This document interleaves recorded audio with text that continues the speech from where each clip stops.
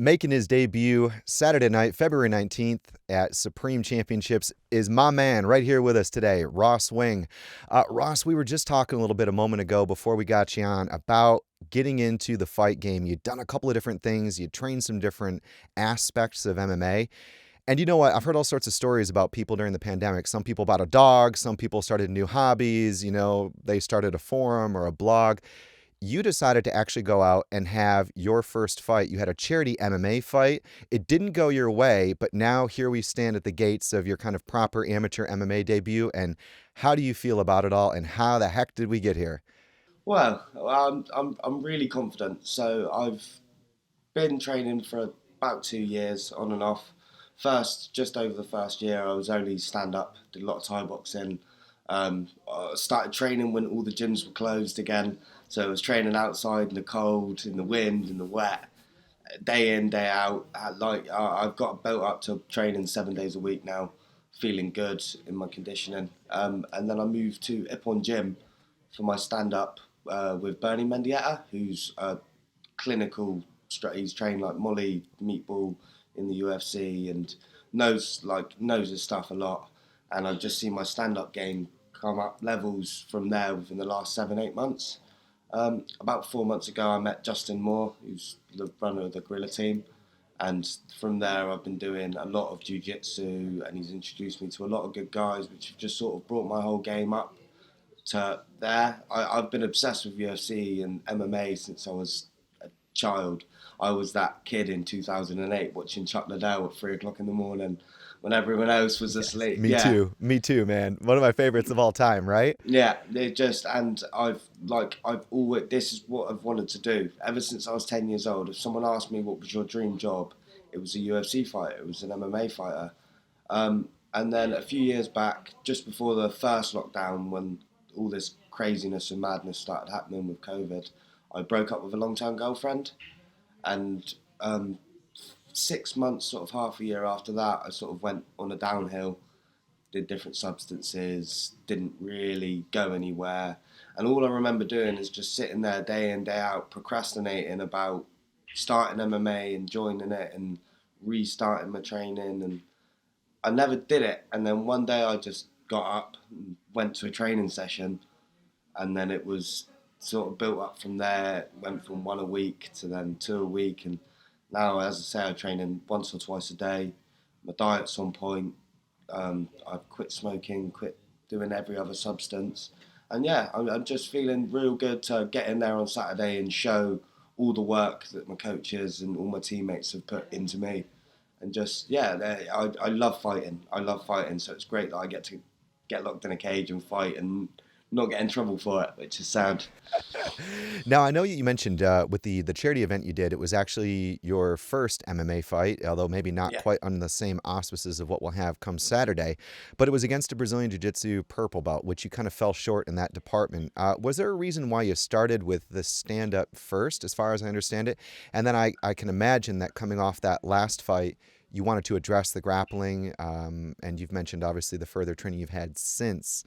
Talk us through that whole progression, because in my mind, as someone who's covered a lot of MMA and different sports in the fight game over the years, different aspects of martial arts, you do need to understand all of those different dimensions of what can make you an effective fighter in different scenarios. If there's a full palette, every different color is important, but even more important is understanding how to merge them and meld them together. Talk me through that and give me your thoughts and reflections. Well, when I originally started combat sports and training again, it was really more just to pull myself out of the rut that I was in. I've always wanted to compete, but I've always had the mindset as soon as because I'm 24 now, I've always had that mindset it's too late to start and too late to get anywhere. And as soon as I started training again and surrounding myself with people that are training, and as Warren Buffett, the billionaire, said, show me your five closest friends and I'll show you your future. So it's just training with the best people that I can possibly get with in the area and just boosting my level up. And I've always been obsessed with stand up. Like I watch all Thai fighters, like all the Petch team, Jonathan Haggerty, Liam. Like I've just been obsessed with pure Thai boxing for a long time, and just the style how they throw the hips in, and it's very tough in your face. So I originally started just stand up, So I did just over a year of just stand up with like Bernie and a lot of the big stand up guys in Bournemouth. Um, and then obviously I signed up to the MMA charity event because I thought I'd like to test my waters before I go onto something like, because I thought before this fight my stand up will be enough. Like I'll be able to fight him, stand up. He's not going to be able to take me down. I'll be able to win. First round it went like that. I hit him with about 40 shots and he didn't hit me. Dropped him twice. And then round two, come out, slipped over. As soon as I slipped over, he ran into guard, and that was it. I just had like even rolling with friends at home that sort of like white belts, and I sort of can control it. But with him, as soon as he was on top, I felt the pressure, and I know he could do what he wanted. So he choked me out, and then from then that day I left, and I was just adamant that I'm going to get my wrestling and my jiu-jitsu up to the level of my striking, because my striking is good. My striking's a lot better than my groundwork. But now in the wrestling exchanges and even in the groundwork, I feel a lot more confident. And that's linking up with Justin, whose style is charge in, pick the opponent up, put him on his back, and smash his head in. So it's real good pressure. Sort of my sprawls are on point, takedowns, getting my hips round. Like just in 3 months alone, 4 months alone of intense jiu-jitsu training, I'm confident now everywhere in this next fight. And like when they asked me about the opponent, I said I don't care because I'm so focused on my skills, and if I get my skills to the level that I think they should be, it doesn't matter who stood on the other side, because at this level that we're fighting at, it's a first debut fight. I've just got to focus on me, and I think if I focus on me and get all my cylinders firing, then any amateur fighter I'm a problem for. I love it, and I really think that there is something to that we can say if you consider strategy in a fight to enable your striking in MMA through understanding some of the different things in grappling that you can and can't do defensively or even offensively is an important skill set. But I loved how you mentioned how you studied various, pure Thai boxers. What have you taken from that to apply into MMA? Because we've seen kind of a bit of a zenith, haven't we, in recent years of MMA globalizing, Yeah, organizations like One putting in. I remember actually when I worked for them, we had uh, one of the most prolific Muay Thai strikers go in and make his MMA debut, and that was kind of a new thing at the time. yeah, Deshdam Rong Amnoy Sirachuk, I'm going to say. yeah. It was it was a very good fighter, and I remember watching that guy. Or there was another guy who had been training MMA. Actually, he was like 2 or 3-0 in MMA, a Thai boxer who was a stadium champ, and They've who got was. the sorry to No, no, interrupt. no. Carry on. Just to finish off. But there was one guy who was making his debut, and one guy who had like 2 or 3 fights already that wasn't exactly as green. And you see the kind of control that these guys have. It's Yeah. insane. It's a totally different level. What have you taken from that? Sorry about the tangent, but I hope it's helpful. That's all right. I'm very excited. In March, you've got Rod Tang versus Demetrius Johnson in that like mixed hybrid type fight thing, which is really interesting to me. And I've just always loved the sort of the beauty and the art of striking and stand up, like hitting and not. And I think Thai boxing represents that perfectly, in the sense of efficient stand up. Like karate, don't get me wrong, karate, kickboxing, boxing, they're all great, but I think Thai boxing is just the pinnacle. You learn how to use your elbows, your knees. It's tough. It's effective. It's if you were to fight someone, you learn great levels of Thai boxing. You can fight and you can feel confident in that fight. And I just instantly fell in love with it. Been studying it for years, and obviously because I did Thai boxing for the first year and a bit. When I started MMA, I had to adapt loads of things. I had to change my stance a little bit, come down a bit lower, because I just done Thai a lot on the back leg, and there's just loads of different aspects to it. The Thai boxing alone, even before you've got the wrestling, the jiu-jitsu, which I just become obsessed with. Just sat at home watching hours and hours of videos on the same kick, learning techniques, getting my hips, head movement.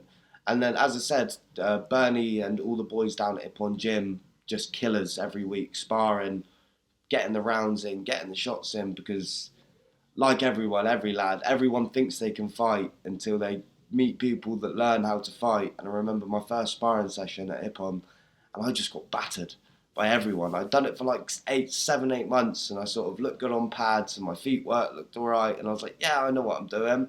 Go down, and then just for an hour and a half straight, getting your head chewed off by killers makes you think, all right, I'm gonna really I'm just seeing the progression in the last 6 months to now being able to finish a sparring session with like Bernie, who's fought Jeff Ross, and like a few other big names, and his cousin Harry, who's just as good, and just killers everywhere. But the most humble. It's such a selfish team sport type thing. Like I've just loved the whole process of it. Do you have any favorite techniques that you like from the Thai style that you like to try to implement in your MMA game? See, I'm left-footed and left-handed, but I fight orthodox. Okay. So I've got a really good lead teep. Lead teep I use a lot, and then after sort of I've worked a question mark kick into. So I'll hit with a few teeps, and then fake the teep and come up with a question mark, which lands like a lot. And lead Superman into a calf kick is another favourite that I go with. Sort of, I'm very Thai, so I try and stand up quite upright, but I've adapted my style to have my front foot a little further forward, and I'm sort of equaling out the pressure on both feet, so I've got the footwork as opposed to sort of very Nongo style on that back foot, where you come through with a hard, aggressive, like just straight stand up. I've had Justin for the past 4 months shooting in deep takedowns. Dan, another teammate who's just so powerful, so strong, shooting in takedowns. Ryan, who's good everywhere, working on that wrestling pressure, and all the people at the jiu-jitsu gym that I go to, Parastara, they're all incredible on the ground. So it's just, I'm starting to fall in love with jiu-jitsu a lot more than I did before, because before it was very much I'll do stand up and then I'm doing jiu-jitsu because I'm being made to do jiu-jitsu. Whereas now I'm understanding it a lot more, and it's just as important as the stand up part of it, and everyone has their favourite parts and their style of fighting. But I believe now I'm starting to come into my own sort of flow of it. I'm not looking like different people. I have my own style, and yeah, I'm just starting to enjoy it a lot more. Where I used to be nervous to fight, now I'm like, doesn't matter how hard he hits me, because I know all the boys that I train with every day hit me a lot harder, in the nicest way. And it's and I couldn't thank them more for it, because they've all. You'll see on Saturday. I'm gonna put on a performance Saturday and just sort of give back all what they've given to me, because they've put a lot of work into me, and I want to show that I have been listening, and this fight's going to be a run through onto the next. I love it, man. No, it's great to hear. And I mean, from what it sounds like, is that you've made an effort to come from that thing that you favored in standing and adapt it to work in MMA, which is always one of the biggest things. You know, how does a specialist come in, as we even question kind of, I don't know, even maybe 20 years ago, the early 2000s, you know, where you kind of had these Gen 2 MMA fighters who were learning to be a little bit more well-rounded, but were still kind of specialists. Like you mentioned, those lead leg techniques.